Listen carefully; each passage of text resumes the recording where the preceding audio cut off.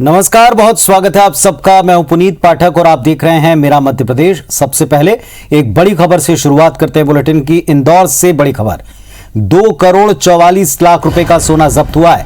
5 kilo सोने के साथ 3 लोग पकड़े गए। जब्त सोने की कीमत 2 करोड़ 44 लाख रुपए बताई गई। मुंबई से यह सोना भोपाल भेजा जा रहा था। इंदौर के मांगलिया क्षेत्र में कार्रवाई की गई। इंदौर भोपाल डीआरआई की संयुक्त कार्रवाई में ये पकड़ में आए। तो 5 किलो सोने के साथ 3 लोग गिरफ्तार हुए हैं। 2 करोड़ से ज्यादा कीमत है। जब्त सोने की कीमत 2 करोड़ 44 लाख रुपए बताई गई। रवि हिमराज सिसोदिया इंदौर से साथी हमारे जुड़ गए हैं। जी रवि, बताएं क्या पता चला? जी बिल्कुल, देखिए जो डायरेक्टर ऑफ रेवेन्यू इंटेलिजेंस है उनको इनपुट मिला था कि जो मुंबई है, मुंबई से 3 तस्कर हैं जो कार के माध्यम से भोपाल जाने वाले हैं और तकरीबन बड़ी मात्रा में इनके पास सोना हो सकता है। और इसी पर कार्रवाई करते हुए डीआरआई और भोपाल डीआरआई, इंदौर डीआरआई की संयुक्त कार्रवाई की गई। और भोपाल जाने वाले रास्ते मांगलिया क्षेत्र में दबिश देकर जब इनकी कार को पूरी तरीके से छाना गया तो उन्होंने एक गुप्त इसके अंदर स्थान बना रखा था जिसमें तकरीबन 5 किलो सोना जो है डीआरआई की टीम ने जब्त किया, जिसकी कीमत जो है 2 करोड़ 44 लाख बताई जा रही है। फिलहाल 3 आरोपियों को इसमें गिरफ्तार कर लिया है और जहां से इन्होंने ये सोना रिसीव किया था वो मुंबई से किसी व्यक्ति का नाम इन्होंने बताया, जिस पर डीआरआई ने इनपुट लेकर उसकी गिरफ्तारी के लिए वहां पर रवाना हुई है। भोपाल में कहां पर ये फिलहाल डिलीवर करने के लिए जा रहे थे, इस बात की फिलहाल तफ्तीश जो है वो टीम कर रही है। जी शुक्रिया आपका इस जानकारी के लिए। तो मुंबई से भोपाल तक सोने की खेप जा रही थी, बीच में पकड़ में आ गई, लेकिन किसके पास इसे सप्लाई किया जाना था ये अब तक पता नहीं चला है। केंद्रीय मंत्रिमंडल का विस्तार इस सप्ताह तय बताया जा रहा है और सूत्र कहते हैं कि इसी सप्ताह प्रधानमंत्री नरेंद्र मोदी मंत्रिमंडल का विस्तार कर देंगे। यह उनके दूसरे कार्यकाल का पहला विस्तार होगा। पीएम मोदी के नए मंत्रिमंडल में 17 से 22 मंत्री शपथ ले सकते हैं। यह माना जा रहा है कि जिन राज्यों में अगले साल विधानसभा चुनाव हैं, उन राज्यों के चेहरों को अवसर मिल सकता है। इसके अलावा क्षेत्रीय दलों के नेताओं को भी मोदी कैबिनेट का हिस्सा बनाया जा सकता है। आपको बता दें कि लगातार एनडीए के कई घटक दल जो हैं उनका कुनबा बढ़ने के बाद में इन चेहरों को शामिल करने की तैयारी है। मध्य प्रदेश से ज्योतिरादित्य सिंधिया का मंत्री बनना तय बताया जा रहा है। इसके अलावा कैलाश विजयवर्गीय और जबलपुर सांसद पूर्व प्रदेश बीजेपी अध्यक्ष राकेश सिंह के नाम की भी चर्चा है।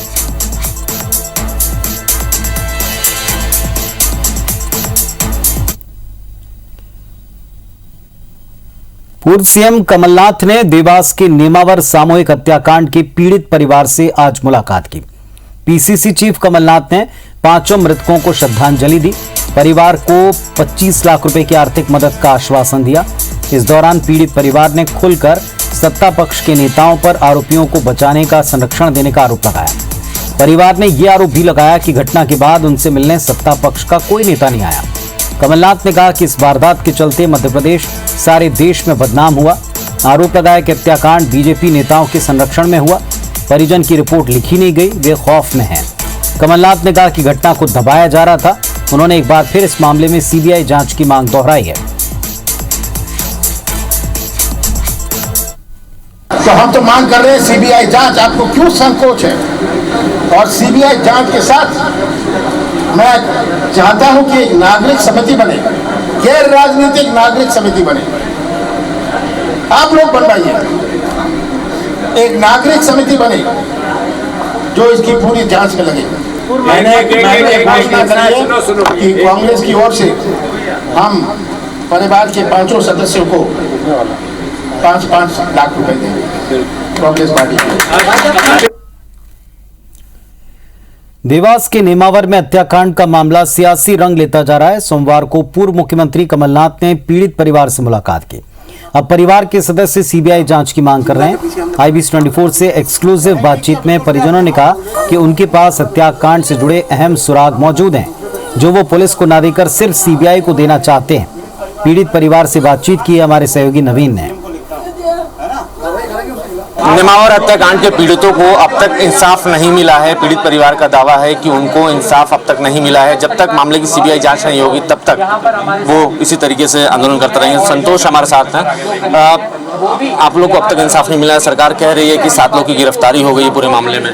7 की गिरफ्तारी हो गई है। हमको तो ऐसा लगता है कि इसमें और भी मतलब आरोपी है जो मतलब अभी तक पकड़े नहीं गए हैं। तो मैं तो ये सरकार से यही मांग करता हूँ कि इस केस को सीबीआई के हाथ में दिया जाए और सीबीआई इंक्वायरी करके इसमें बहुत सारे आरोपी और भी निकल सकते हैं। सरकार कह रही है, गृह मंत्री कह रहे हैं कि 7 आरोपी गिरफ्तारी होगी। मामला फास्ट ट्रैक कोर्ट में ले गए हैं। उनकी जो संपत्ति थी उसको भी तोड़ा जा चुका है। संपत्ति को तोड़ा जा चुका है। अब वो तो मैंने वीडियो में देखा था कि दुकान ही दुकान तोड़ी है, घर का तो कोई वीडियो आया नहीं अभी। टीआई साहब ने भी बहुत लापरवाही करी है हमारी, मतलब यहाँ तक कि वो जो पुलिस भी साथ में मतलब उनको लेके मतलब ऐसे घूम रही थी जैसे मतलब वो इस केस की जांच कर रहा हूँ। आपको क्या लगता है कब तक इस मामले में इंसाफ होगा और तब तक किस तरीके से आपकी लड़ाई जारी रहेगी? ये तो बता नहीं सकते कि मतलब कब तक इस मैटर में मतलब जांच वगैरह होगी, लेकिन सीबीआई जांच अगर होगी तो जल्द से जल्द इसका खुलासा हो जाएगा। सरकार तो कह रही है कि सभी आरोपी गिरफ्तार हो चुके हैं, मामला फास्ट ट्रैक कोर्ट में ले गए हैं। आप लोगों को फिर भी विश्वास नहीं है सरकार पे? नहीं, सीबीआई जांच होनी चाहिए। हमें प्रशासन और शासन पे भरोसा नहीं है। भरोसा नहीं है शासन और प्रशासन पे? नहीं, सीबीआई जांच होनी चाहिए। आरोपियों को किन लोगों का संरक्षण था? बार बार आप लोगों की तरफ से ये कहा जा रहा है। वो बता नहीं सकते जब तक सीबीआई जांच नहीं होगी। ये क्लियर नहीं होगा कि किस किस का संरक्षण मिला है और इसमें कितने कितने लोग शामिल हैं। ये जब तक इसका खुलासा नहीं हो सकता। आप ये कहना चाहते हैं कि जो भी आपके पास इंफॉर्मेशन है वो सीधे सीबीआई के साथ शेयर करेंगे, पुलिस के साथ नहीं करेंगे? नहीं। जाहिर है नेमावर हत्याकांड के जो पीड़ित परिवार हैं उनको अब तक इंसाफ नहीं मिला है। सीधे तौर पर परिजनों की मांग है कि जब तक आरोपियों को फांसी की सज़ा नहीं होगी तब तक इसी तरीके से वो लड़ाई अपनी जारी रखेंगे। कैमरामैन अमरीश के साथ नवीन सिंह, IBC 24 देवास। इधर मंदसौर पहुंचे राज्यसभा सांसद ज्योतिरादित्य सिंधिया ने कांग्रेस को एक डूबता जहाज कहा। मीडिया से बातचीत में उन्होंने कहा कि कांग्रेस जिस रास्ते पर चल रही है वो एक डूबते जहाज की तरह है। कांग्रेस को जवाब 2 बार जनता दे चुकी है। कांग्रेस का भविष्य क्या होगा ये खुद कांग्रेस को तय करना है। सिंधिया ने कहा कि वो बीजेपी में हैं, कार्यकर्ता के तौर पर काम कर रहे हैं, सेवा भाव से काम करते रहेंगे। जहाँ तक कांग्रेस पार्टी का सवाल है, जिस रास्ते पे कांग्रेस पार्टी चल रही है, मैं मानता हूं कि जनता के दिल में स्थान पाना तो अलग, लेकिन जनता ने 2 बार कांग्रेस को जवाब दे दिया है और जिस राह पे चल रही है कांग्रेस अपने आप ही एक डूबती हुई जहाज है। पेट्रोल डीजल और महंगाई को लेकर आंदोलन की रूपरेखा तैयार करने जबलपुर पहुंचे कांग्रेस के प्रदेश सह प्रभारी सीपी मित्तल ने राज्यसभा सांसद ज्योतिरादित्य सिंधिया को जमकर घेरा। सीपी मित्तल ने कहा कि कांग्रेस ने सिंधिया को भारत सरकार में पद दिया, उनके पिता माधवराव सिंधिया को सम्मान दिया, लेकिन एक चुनाव हारते ही सिंधिया ने पार्टी बदल दी। सीपी मित्तल ने कहा कि प्रदेश में अगर सत्ता का भूखा कोई व्यक्ति है तो वो ज्योतिरादित्य सिंधिया हैं। कांग्रेस ने शिवराज और केंद्र सरकार के खिलाफ प्रदेश में 1 हफ्ते तक विरोध अभियान शुरू करने का ऐलान किया, जिसके तहत जबलपुर और नरसिंहपुर जिले के कांग्रेस पार्टी पदाधिकारियों की मीटिंग हुई। एक हफ्ते का कार्यक्रम महंगाई के विरोध में हर जिला स्तर पे, ब्लॉक स्तर पे कांग्रेस करेगी। सिंधिया जी को पहले अपने बारे में सोचना चाहिए कि सत्ता के इतने भूखे हैं, एक चुनाव हारे और पार्टी बदल ली। जिस पार्टी ने उनको भारत सरकार में पद दिया, उनके फादर को इतना बड़ा सम्मान दिया, तो सबसे ज़्यादा सत्ता का भूखा ज्योतिरादित्य सिंधिया है। मोहन भागवत के हिंदुत्व और मॉब लिंचिंग पर दिए गए बयान पर राजनीति गर्मा गई है। भागवत ने कहा था कि सभी भारतीयों का डीएनए एक है। साथ ही गाय के नाम पर लिंचिंग को उन्होंने हिंदू विरोधी करार दिया था। भागवत के इस बयान पर ओवैसी ने पलटवार किया। दिग्विजय सिंह ने तंज कसा, कहा कि भागवत के ये विचार अपने शिष्यों को जरूर बताए जाने चाहिए। इसके बाद बीजेपी के नेता पलटवार करने से नहीं चूक रहे हैं। हम समान पूर्वजों के वंशज हैं। हम भारत के सब लोगों का डीएनए, सब लोगों का निरपवाद डीएनए समान है। राष्ट्रीय स्वयंसेवक संघ प्रमुख मोहन भागवत के इसी बयान पर देश की राजनीति गर्मा गई है। रविवार को गाजियाबाद में एक किताब के विमोचन के मौके पर भागवत ने कहा कि लिंचिंग करने वाले हिंदुत्व विरोधी हैं। इसलिए हम कहते हैं कि हिंदुस्तान हिंदू राष्ट्र है, गौ माता पूज्य है, लेकिन लिंचिंग करने वाले ये हिंदुत्व के खिलाफ जा रहे हैं। भागवत के इस बयान पर बहसबाजी छिड़ गई। AIMIM सांसद ओवैसी ने हिंदुत्व को नफरत की देन बताया, तो वहीं RSS को सदैव निशाने पर लेने वाले मध्य प्रदेश के पूर्व मुख्यमंत्री दिग्विजय सिंह ने भी तंज कसने का मौका नहीं छोड़ा। उन्होंने सोशल मीडिया पर लिखा कि क्या मोहन भागवत ये विचार अपने शिष्यों को भी देंगे। दिग्विजय सिंह ने भागवत से निर्दोष मुसलमानों को प्रताड़ित करने वालों पर कार्रवाई की भी चुनौती दी। साथ ही ये भी लिखा कि भागवत की कथनी और करनी में अंतर है। आपने धर्म के आधार पर लोगों के मन में जो जहर बो दिया है, उसी से हिंसा पैदा हुई। अगर वो ईमानदारी से मानते हैं कि हिंदू मुसलमान सब एक हैं, तो जिन लोगों ने, जो उनके भाजपा के नेता लोग हैं, जिन्होंने मुसलमानों के साथ दंगे के साथ दुर्व्यवहार किया, अपमानित किया, उनके साथ अन्याय किया, उनको सबको निकाले पद से। दिग्विजय के बयान पर मध्य प्रदेश के मंत्रियों ने पलटवार करके संघ का बचाव किया। इधर कांग्रेस नेता दिग्विजय के पक्ष में उतर आए हैं। आदरणीय दिग्विजय सिंह जी को ये पीड़ा होना स्वाभाविक है, क्योंकि मुसलमानों में भय का वातावरण और अलगाव की बात कर ही तो वो वोट की राजनीति करते हैं। माननीय भागवत जी के बयान से समाज समरसता की ओर जाएगा, यही इनकी पीड़ा है। दिग्विजय सिंह जी की इतनी हैसियत ही नहीं है कि परम पूज्य सरसंघ चालक जी के ट्वीट पर वो टिप्पणी कर सके। परम पूज्य सरसंघ चालक जी ने हिंदू संस्कृति, हिंदू दर्शन और हिंदुस्तान की व्याख्या की है। और वो समझते हैं कि दिग्विजय सिंह जी के खिलाफ कोई बात करके वो दिग्विजय सिंह जी के कद के नेता हो जाएंगे। हिंदुत्व और मुसलमान के मुद्दे देश की राजनीति के हिस्सा रहे हैं। ऐसे में भागवत के बयान पर राजनीतिक दल अपने अपने नफे नुकसान के हिसाब से इसे भुना रहे हैं। Bureau report IBC 24। चलिए देखते हैं बिग न्यूज।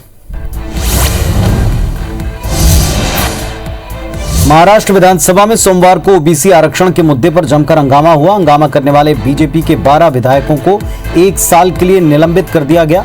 एक अधिकारी ने बताया कि भाजपा के 12 विधायकों ने पीठासीन अधिकारी भास्कर जाधव के साथ बदसलूकी की, जिसके चलते उन्हें 1 साल के लिए विधानसभा से निलंबित कर दिया है। पूर्व राष्ट्रपति प्रणब मुखर्जी के बेटे अभिजीत मुखर्जी ने कांग्रेस छोड़ टीएमसी का हाथ थाम लिया। कोलकाता में आयोजित एक कार्यक्रम में अभिजीत मुखर्जी टीएमसी में शामिल हो गए। उन्होंने तृणमूल लीडर पार्थ चटर्जी की मौजूदगी में पार्टी की सदस्यता ग्रहण की। उन्होंने कहा कि ममता बनर्जी ने विधानसभा चुनाव में बीजेपी की सांप्रदायिक लहर को रोका। मुझे विश्वास है भविष्य में वो दूसरी पार्टियों के समर्थन से पूरे देश में ऐसा कर दिखाएंगे। आरजेडी अपना 25वां स्थापना दिवस मना रही। इस मौके पर लंबे अरसे के बाद आज पार्टी प्रमुख लालू प्रसाद यादव ने कार्यकर्ताओं को संबोधित किया। लालू यादव ने आरोप लगाते हुए कहा कि अयोध्या के बाद मथुरा का नारा दिया जा रहा है। आखिर क्या चाहते हैं ये देश में? लालू ने कहा सत्ता के लिए देश को तोड़ा जा रहा है। सामाजिक ताने बाने को मजबूत रखने के लिए आरजेडी कार्यकर्ता मिलकर काम करें। महाराष्ट्र में शिवसेना भाजपा के एक बार फिर साथ आने की अटकलें लगने लगी। इस पर शिवसेना ने कहा हमारा रिश्ता भारत पाकिस्तान जैसा नहीं है, बल्कि एक्टर आमिर खान और किरण राव जैसा है। भाजपा के साथ वापसी की अटकलों पर शिवसेना नेता संजय राउत ने दोनों पार्टियों के बीच रिश्ते की तुलना अभिनेता आमिर खान और किरण राव के रिश्ते से कर दी। आरएसएस प्रमुख मोहन भागवत के मॉब लिंचिंग पर दिए बयान के बाद एआईएमआईएम चीफ असदुद्दीन ओवैसी ने निशाना साधा। ओवैसी ने आरोप लगाया कि लिंचिंग का शिकार हर बार मुसलमान बनते हैं। ये नफरत हिंदुत्व की देन है जिसे सरकार का समर्थन प्राप्त है। इसके अलावा उन्होंने अखलाक और आसिफ का मुद्दा उठाया और बीजेपी पर हमला बोला। जम्मू कश्मीर में सुरक्षा बलों को निशाना बनाने के लिए एक बार फिर से ग्रेनेड हमला हुआ, जिसमें एसओजी का एक जवान घायल हो गया। यह घटना डोडा जिले के पुलिस लाइन की है। फिलहाल घायल जवान को इलाज के लिए अस्पताल में भर्ती किया गया है। मध्य प्रदेश में मासूमों के साथ दरिंदगी थमती नहीं। पहली वारदात मुरैना की 5 साल की मासूम बच्ची से रेप के बाद हत्या कर दी गई। पड़ोस का रहने वाला आरोपी बताया गया। मुरैना में गुना में वारदातें हुई जहां 3 साल की बच्ची के साथ रेप हुआ।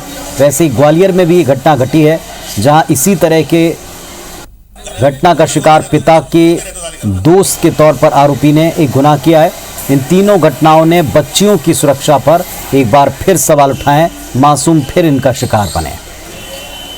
हमारे सहयोगी नासिर हमारे साथ में जुड़ रहे हैं, सीधे नासिर का रुख करते हैं। नासिर, अंचल में इस तरह की वारदातों का बढ़ना गंभीर सवाल उठाता है। बिल्कुल जाहिर सी बात है, क्योंकि आज मध्य प्रदेश में 3 बड़ी घटनाएं जो सामने आई हैं, कहीं ना कहीं वो मानवता को शर्मसार करने वाली है। क्योंकि तीनों घटना में देखें तो जिन बच्चों के साथ दरिंदगी की जो वारदात है उसको अंजाम दिया गया है, वो कहीं ना कहीं उनके मिलने वाले थे। यानी कि जो ग्वालियर की घटना थी तो वो उसके पिता का दोस्त निकला, तो वही मुरैना की जो घटना है दुष्कर्म के बाद एक 5 साल की मासूम बच्ची की हत्या कर दी जाती है, वो भी उसका पड़ोसी निकला और इसी तरह की घटना गुनाह की है। तो कुल मिलाकर देखें तो दृश्यों को शर्मसार कर देने वाली जो घटनाएं ग्वालियर चंबल अंचल से आई है वो कहीं ना कहीं नजदीकियों ने अंजाम दिया है। तो सवाल इस बात का है कि पुलिस की एक तो सुरक्षा व्यवस्था पर तो सवाल खड़े हो रहे हैं, साथ ही उस समाज पे भी व्यवस्था पे भी सवाल खड़े होगी। रिश्तों कहीं ना कहीं जो बच्ची आपको अपना अंकल कहती है उसके साथ ही आपने इस तरह की वारदात को अंजाम दिया, तो कहीं ना कहीं ये एक बड़ा प्रश्न चिन्ह उठाती है। तो वहीं जो मुरैना की जो घटना है वो बाकी विवश घटना, उसको लेकर लोगों में बहुत जन आक्रोश है। क्योंकि जो 5 साल की मासूम थी, 5 साल की मासूम की दुष्कर्म के बाद हत्या कर दी जाती है, तो उसको लेकर जो आसपास के जो लोग हैं, क्योंकि जो अंबा के घटना हुई है तो वहां के लोग बहुत आक्रोशित हैं और उसको लेकर घटना को लेकर लगातार पुलिस से मांग कर रहे हैं कि वो आरोपी की जल्द से जल्द गिरफ्तारी की जाए। लेकिन गुनाह का जो मामला था कि 3 साल की बच्ची की जो रेप की घटना हुई तो उसमें तुरंत ही आरोपी को गिरफ्तार किया गया। तो लेकिन सवाल यही उठ रहा है कि ग्वालियर चंबल संभाग में लगातार इस तरह की दरिंदगी की जो वारदात है तेजी से इजाफा हो रहा है। पुलिस को जो मुस्तैदी दिखाना चाहिए वो शायद नहीं दिखा पा रही है, इसके मारे अभी ग्वालियर और मुरैना के जो आरोपी है वो फरार बने हुए हैं। तो सवाल यही खड़ा होता है कि आखिर इन दरिंदगी की जो वारदात है वो आखिर कब थमेंगी। बहुत शुक्रिया नासिर आपका इस जानकारी के लिए। तो कुल मिलाकर के इस तरह की घटनाओं में आस पड़ोस और पहचान वाले व्यक्ति आरोपी निकलते हैं, बेहद सतर्क रहने की आवश्यकता है। इन तमाम घटनाओं ने सबको एक बार फिर चौंकाया भी है और डराया भी। इस बुलेटिन में फिलहाल इतना ही। नमस्कार।